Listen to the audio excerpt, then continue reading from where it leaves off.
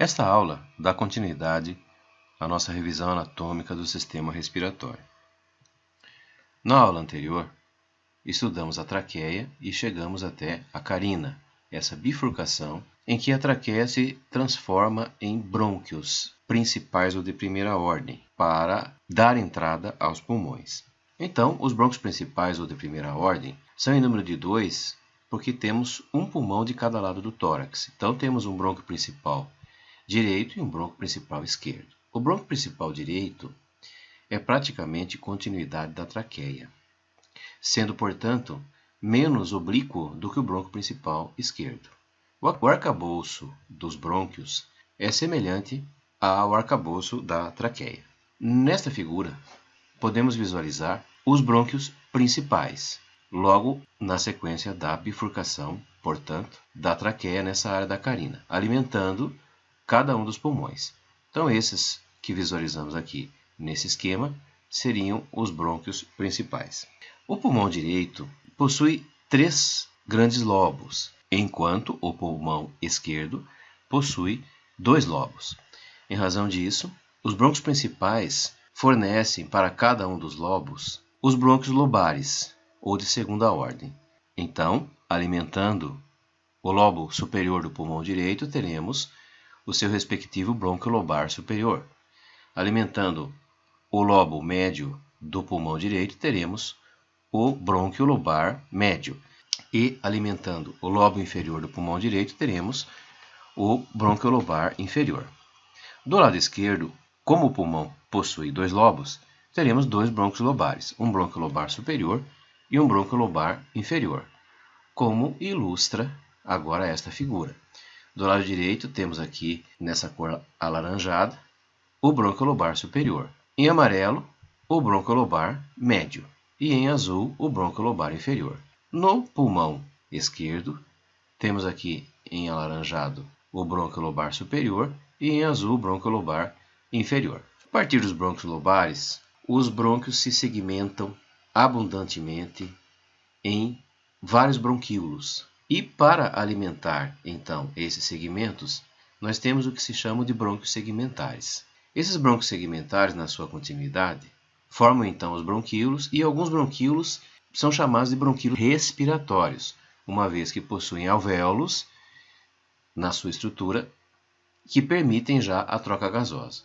Os bronquíolos vão terminar nos alvéolos pulmonares, que é o local efetivo de troca gasosa. Observando esta figura da árvore brônquica, verificamos aqui, em diferentes cores, os brônquios segmentares, já se transformando em bronquíolos. Essa figura é conhecida como árvore brônquica.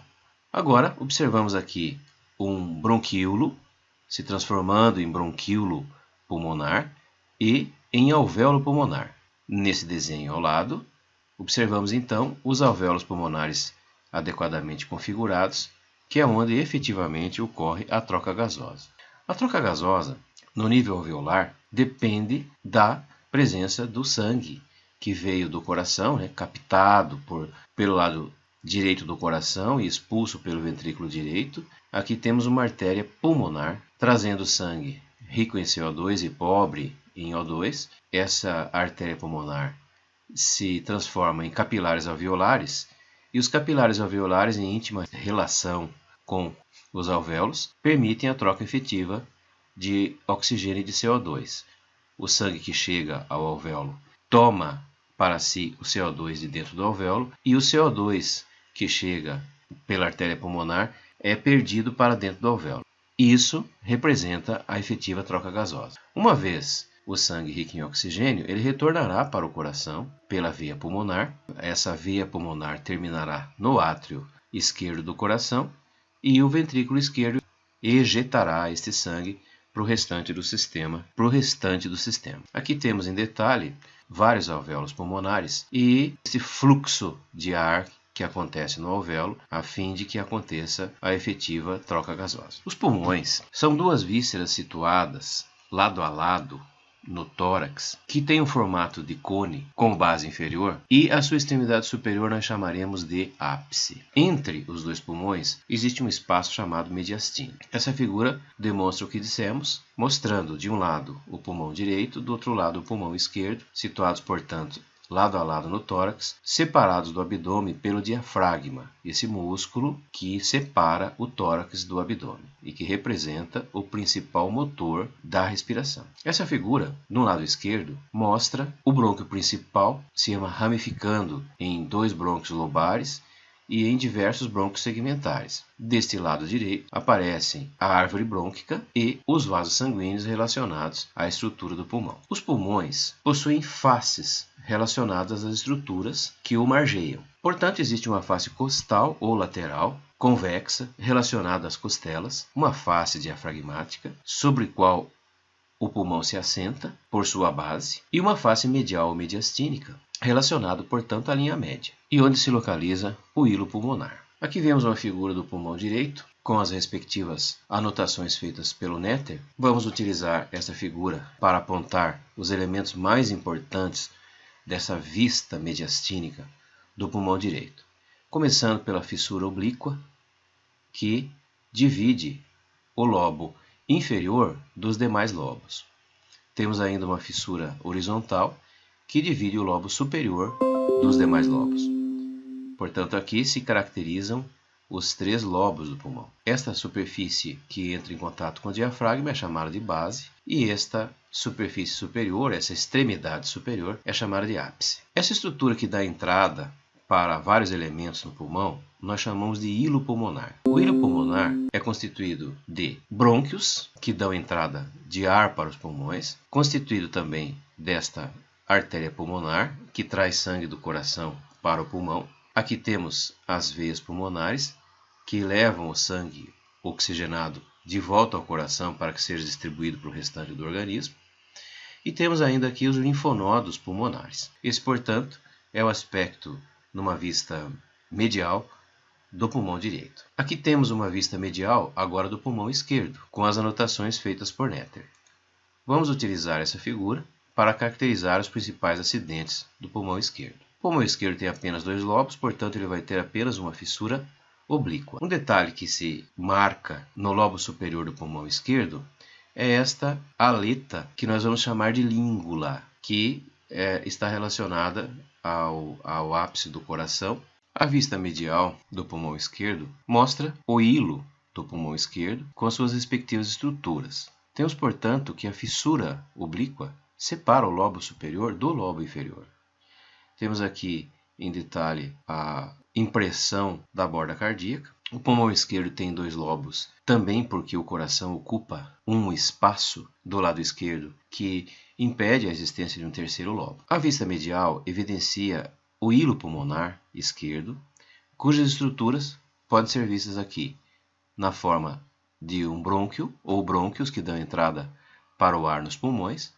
Aqui temos a artéria pulmonar esquerda, aqui temos as veias pulmonares esquerdas e ainda os linfonodos pulmonares. Os lobos são, portanto, divididos pelas fissuras. Fissura oblíqua em ambos os pulmões e a fissura horizontal e oblíqua no pulmão direito.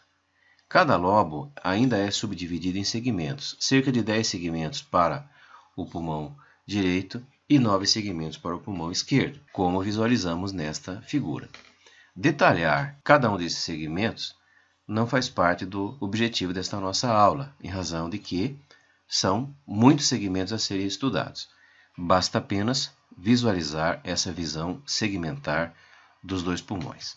Os pulmões são revestidos por uma dupla membrana serosa chamada de pleura, e a pleura que reveste o pulmão é chamada de pleura visceral. A pleura que está em contato com o tórax, envolvendo a pleura visceral, é chamada de pleura parietal. Entre as 2 pleuras existe um vácuo virtual preenchido por uma pequena quantidade de líquido, o que permite que o pulmão deslize na parede do tórax. Aqui temos uma visão geral de tudo que estudamos no sistema respiratório, desde a narina até o nível alveolar, onde acontece a troca gasosa. Aqui também uma figura mostrando exatamente o que estudamos até aqui.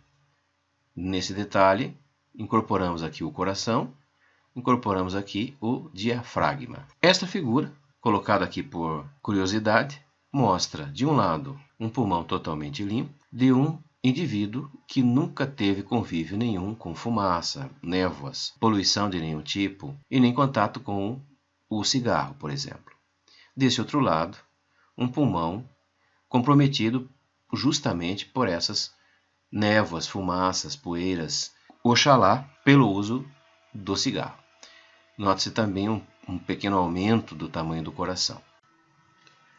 Com isso, consideramos concluída esta breve revisão anatômica do sistema respiratório, frisando que essa videoaula não substitui uma consulta detida aos atlas de anatomia sugeridos na bibliografia da disciplina de anatomia humana. Até a próxima aula.